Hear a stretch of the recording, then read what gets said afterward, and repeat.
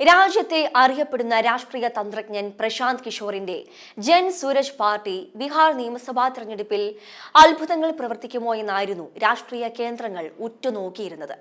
150 സീറ്റുകളിൽ ജൻ സൂരജ് പാർട്ടി വിജയിക്കുമെന്നായിരുന്നു പ്രശാന്ത് കിഷോറിന്റെ അവകാശവാദം. എന്നാൽ തെരഞ്ഞെടുപ്പ് ഫലം പുറത്തു വന്നപ്പോൾ ഒരു സീറ്റിൽ പോലും പാർട്ടിക്ക് വിജയിക്കാനായില്ല. ഇതോടെ പാർട്ടി സ്ഥാപകൻ പ്രശാന്ത് കിഷോർ രാഷ്ട്രീയ പ്രവർത്തനം അവസാനിപ്പിക്കുമോ എന്ന ചർച്ചകളും സജീവമായി. എന്നാൽ ഈ അനിശ്ചിതത്വങ്ങൾക്ക് വിരാമം കുറിച്ചുകൊണ്ട് പാർട്ടി ദേശീയ പ്രസിഡന്റ് ഉദയ് സിംഗ് വ്യക്തത വരുത്തി. പ്രശാന്ത് കിഷോർ രാഷ്ട്രീയത്തിൽ നിന്ന് പിന്മാറില്ലെന്ന് തന്നെയാണ് അദ്ദേഹം വ്യക്തമാക്കുന്നത്. തീർച്ചയായും പ്രശാന്ത് കിഷോർ ബീഹാർ രാഷ്ട്രീയത്തിൽ തുടരും. JDUവിന്റെ അഭിപ്രായ പ്രകാരമോ സമ്മർദ്ദപ്രകാരമോ രാഷ്ട്രീയത്തിൽ വന്നതല്ല. അതുപോലെ പറയുന്നുവെന്ന് വെച്ച് രാഷ്ട്രീയം വിടുകയുമില്ല. ബീഹാറിൽ ഞങ്ങൾ ലക്ഷ്യമിടുന്ന മാറ്റം കൈവന്നതായി തോന്നുന്ന ദിവസമാണ് പിന്മാറ്റം പരിഗണിക്കുകയെന്ന് ഉദയ് സിംഗ് വ്യക്തമാക്കി.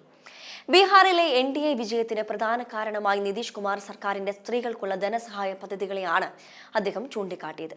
എന്നാൽ ഈ പദ്ധതി സംസ്ഥാനത്തിന്റെ ധനകാര്യ നിലയിൽ വലിയ സമ്മർദ്ദം സൃഷ്ടിക്കുമെന്നും ഉദയ് സിംഗ് മുന്നറിയിപ്പ് നൽകി. 2012 ഗുജറാത്ത് തെരഞ്ഞെടുപ്പിൽ നരേന്ദ്രമോദിയുടെ നേതൃത്വത്തിലുള്ള BJPയുടെ വിജയ പ്രചാരണത്തിന് രൂപം നൽകിയതോടെ കിഷോർ ഒരു തിരഞ്ഞെടുപ്പ് തന്ത്രജ്ഞൻ എന്ന നിലയിൽ വാർത്തകളിൽ ഇടം നേടി.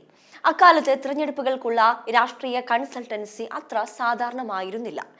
BJP വൻ വിജയം നേടിയതോടെ കിഷോർ ശ്രദ്ധാകേന്ദ്രമായി. 2014 ലോക്സഭാ തെരഞ്ഞെടുപ്പിലും നരേന്ദ്രമോദി ടീം കിഷോറിന്റെ വൈദഗ്ധ്യം ഉപയോഗിച്ചു. മോദി തരംഗത്തിൽ BJP കേന്ദ്രത്തിൽ അധികാരത്തിലെത്തി. ബീഹാറിലെ മഹാഗത്ബന്ധൻ പ്രചാരണത്തിലും പ്രശാന്ത് തന്ത്രമോദി.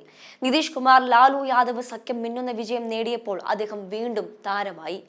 2018 കിഷോർ JDUവിൽ ചേർന്നപ്പോൾ നിതീഷ് കുമാർ അദ്ദേഹത്തെ JDUവിന്റെ ദേശീയ വൈസ് പ്രസിഡന്റായി നിയമിച്ചു.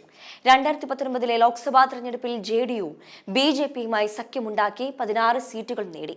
എന്നിരുന്നാലും JDUവിൽ കിഷോർ അധിക കാലം തുടർന്നില്ല. പൗരത്വ ഭേദഗതി നിയമത്തെ നിതീഷ് കുമാർ പിന്തുണച്ചതിനെ അദ്ദേഹം പരസ്യമായി വിമർശിച്ചതാണ് JDUവിൽ നിന്ന് പുറത്തു പോകാൻ കാരണം. പിന്നീട് അദ്ദേഹം സംസ്ഥാനമൊട്ടാകെ സഞ്ചരിച്ചു. ലോക്സഭാ തെരഞ്ഞെടുപ്പിന് മാസങ്ങൾക്ക് ശേഷം അദ്ദേഹം ജൻ സൂരജ് പാർട്ടി രൂപീകരണം പ്രഖ്യാപിച്ചു. 2025 ബീഹാർ തെരഞ്ഞെടുപ്പിൽ ജൻ സൂരജ് മത്സരിക്കുമെന്നും അദ്ദേഹം വ്യക്തമാക്കി. സോഷ്യൽ മീഡിയയിൽ സജീവ സാന്നിധ്യമായ ജൻ സൂരജ് പാർട്ടി തെരഞ്ഞെടുപ്പിൽ നിർണായകമാകുമെന്നും മാധ്യമങ്ങളും വിലയിരുത്തി. വോട്ടെണ്ണൽ ദിവസം ചിത്രം നേരെ മറിച്ചായിരുന്നു. ജൻ സൂരജിന് അക്കൗണ്ട് തുറക്കാൻ കഴിഞ്ഞില്ല.